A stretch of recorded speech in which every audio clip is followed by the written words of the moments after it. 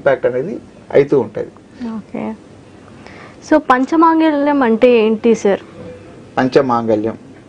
పంచమాంగళ్యము అంటే ఇది ఎస్పెషల్లీ ఒక ముత్తైదుకు ఉండాల్సిన ఒక 5 లక్షణాలు. ఓకే.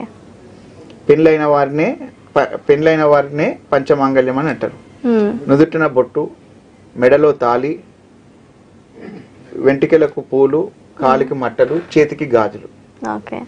కానీ ఈ రోజులల్లా మనకు ఎవరన్నా ఈ పంచమాంగళ్యంతో కూడుకున్న స్త్రీలు మనకు మన ఇళ్ళలోనే కానీ మన చేస్తున్న కార్యాలయంలోనే కానీ మనము ఏ ఫంక్షన్లకు పోయినా కూడా ఎవరన్నా మనకు ఈ విధంగా కనబడుతున్నారా? లేదు.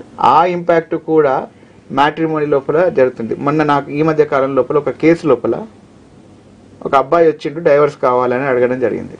ఓకే. దేనికి అన్న రీజన్ అంటే, లేదు సార్ నేను సాఫ్ట్వేర్ ఎంప్లాయీ, నేను మంత్లీ 2 lakhs దాకా నేను సంపాదిస్తున్నాను, అమ్మాయి కూడా 1 lakh సంపాదిస్తున్నది, నేను ఒక ఎంతో డ్రీమ్ తోటి నేను మ్యారేజ్ చేసుకున్నాను అని.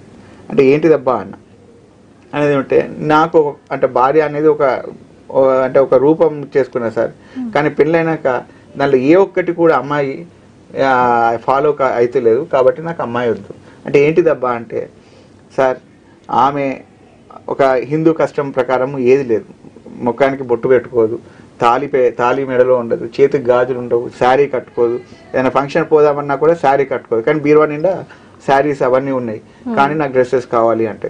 ఇలాంటి సందర్భం లోపల నాకు అవసరమా సార్? ఎందుకంటే మ్యారేజ్ జస్ట్ 3 months అయింది, 3 months లోపల నేను విడాకులు తీసుకుంటే అయిపోతుంది, కానీ ఒక 3 years తర్వాత నేను తీసుకోవాలంటే అంత లోపల నాకు పిల్లలు పుట్టింది అనుకోండి, ఈమె కోసం కాకుండా కూడా పిల్లల కోసం ఆమెతో కంటిన్యూటీ రిలేషన్షిప్ అనేది నేను మెయింటైన్ చేయాల్సి వస్తుంది. కాబట్టి నాకు అమ్మాయి వద్దు సార్.